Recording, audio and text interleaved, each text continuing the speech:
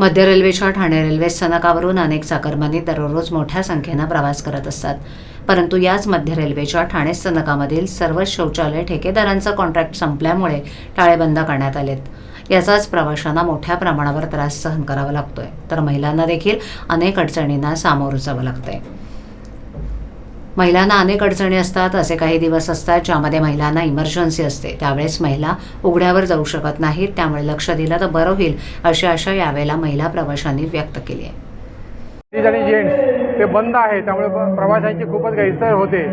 तर हे टॉयलेट लवकरात लवकर सुरू करावं अशी प्रवाशांची विनंती आहे. सर रेल्वे महामंडळ काय नेमका गैरसोय होतात? पाहिलं तर महत्त्वाचं स्टेशन आहे, महिला वर्ग ये जा करत असतात.